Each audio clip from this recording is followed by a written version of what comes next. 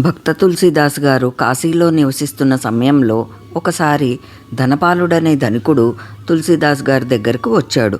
అతడు పరమలోభి. అతడు వచ్చి రావడంతో తులసీదాస్ గారి దగ్గర ఒక ఆశ్చర్యకరమైన ప్రతిపాదన చేశాడు.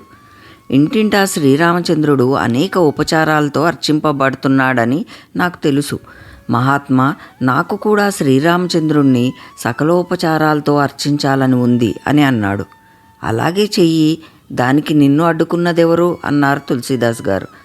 అర్చనకు పూలు, పళ్ళు, ధూపదీపాదులు అవసరం కదా, వీటికి దమ్మిడి వ్యయం చేయకుండా అర్చన జరిగే ఉపాయం చెప్పండి అన్నాడు ధనపాలుడు. అమితాశ్చర్యంతో ఆ లోభిని ఆపాదమస్తకం తిలకించారు తులసీదాస్ గారు. అతడి పిసినార్తనం చూసి ఆయనకు జాలి కలిగింది. చాలాసేపు మౌనంగా ఉండిపోయారు. చివరకు, మానస పూజ తప్పించి నాకు అన్యమార్గం కనిపించడం లేదు. మానస పూజ అంటే అన్ని ఉపచారాలు కాల్పనికాలు. నీవు అన్నీ చేస్తున్నట్లు మనస్సులోనే ఊహించాలి. అప్పుడు నువ్వు కావలసినన్ని ఉపచారాలతో ఆ విధంగా చేయవచ్చు. దానికి చిల్లిగవ్వ ఖర్చు కాదు అన్నారు తులసీదాస్ గారు. ఆ మాటలు విన్న ధనపాలుని ఆనందానికి అవధులు లేవు. ఇంతకాలం ఇలాంటి ప్రణాళిక కోసమే తాను ఎదురు చూశాడు. అయితే కాల్పనికమే అయినా భగవంతునికి ఎక్కువ పదార్థాలు నివేదింపదలుచుకోలేదు. అందువల్ల ఏ విధంగా మానస పూజ చేయాలో సవివరంగా చెప్పండి అని తులసీదాస్ని అడిగాడు ధనపాలుడు. శ్రీరామచంద్రుణ్ణి ఒక్క నిమిషం ధ్యానం చేసి ఆయన ప్రతిమను బంగారు సింహాసనంపై ప్రతిష్ఠించు, రకరకాల పుష్పాలతో అలంకరించు.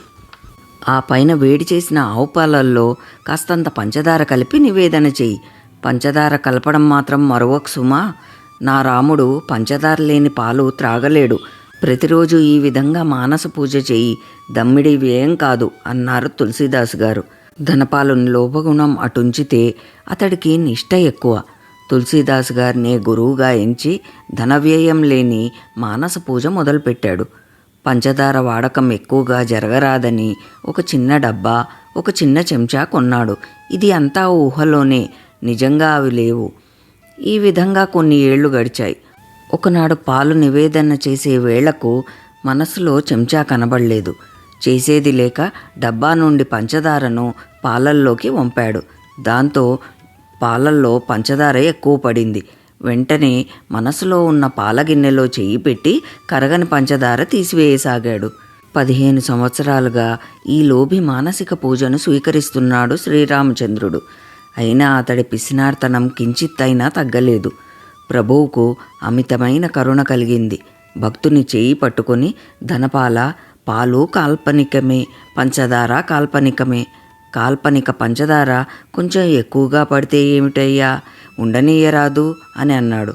శ్రీరామచంద్రుని చేతి స్పర్శ తగలగానే ధనపాలుని ఊహా ప్రపంచం మటుమాయమయ్యింది.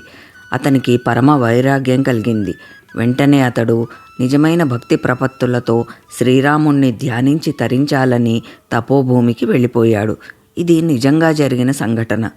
ధనపాలుడు ఎంత లోభి అయినప్పటికీ నిష్ఠతో అతడు చేసిన మానస పూజ భగవంతుడి కరుణకి అతడు పాత్రుడయ్యేటట్టు చేసింది.